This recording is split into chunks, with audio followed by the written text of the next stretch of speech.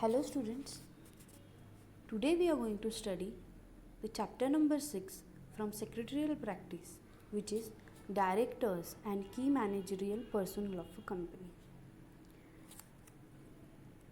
So in this video we are going to cover what is director, what is the meaning of the director, what are the provisions and rules with respect to appointment of a director, what is dean, what is the importance of dean, and what are the qualifications required to become a director.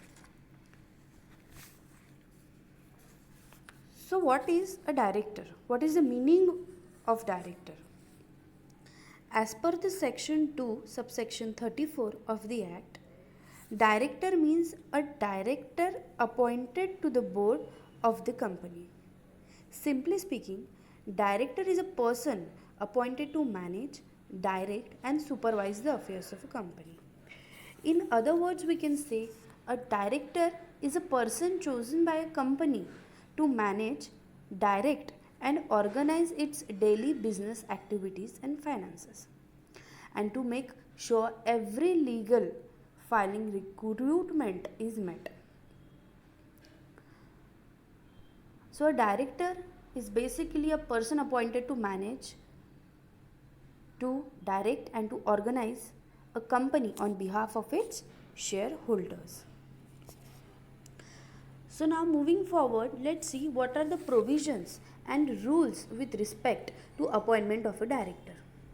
So according to the section number 149 of the Act, only an individual can be appointed as a director.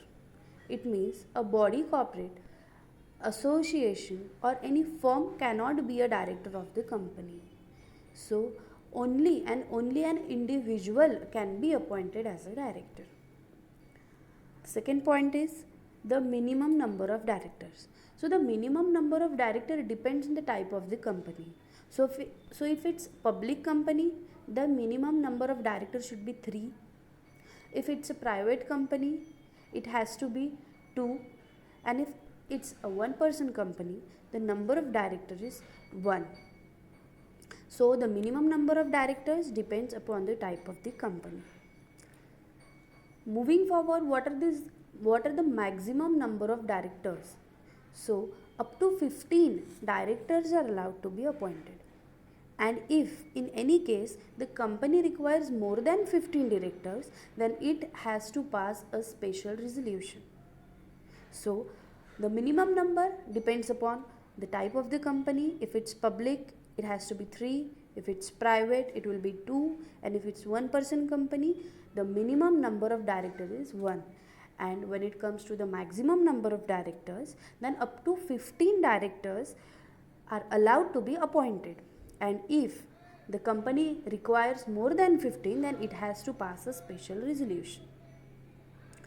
Then the prescribed classes of companies shall have at least one woman director.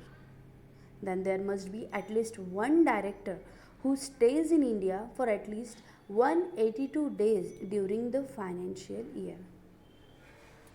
It means there should be at least one person who is appointed as a director who has stayed in India for at least 182 days during a whole financial year. Then every listed public company should have 1/3 of its board as independent director. Then a person is allowed to hold a directorship of maximum 20 companies at the same time. That means a single person, an individual director is allowed, that means he can hold a directorship of maximum 20 different companies at the same time. That means a person can be a director of maximum 20 companies at a single time.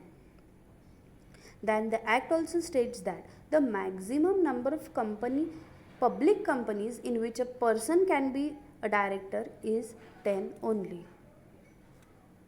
So what does the Act says? It states that the maximum number of public companies in which a person can be a director is 10. So what is the minimum number of director? Minimum number of director, if it's a public company, The minimum number of director will be 3. If it's private, it will be 2, and if it's one person, it will be 1. And what is the maximum number of directors? So up to 15 directors are allowed.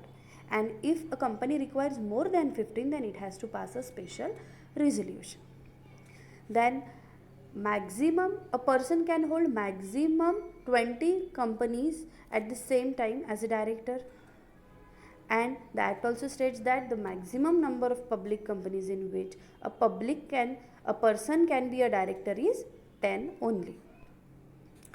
Then who can be a director of a company? So a person should fulfill these 2 conditions to be eligible to become a director. So the first condition is only an individual can apply for the directorship, and the second person should have been allotted a director identification number. So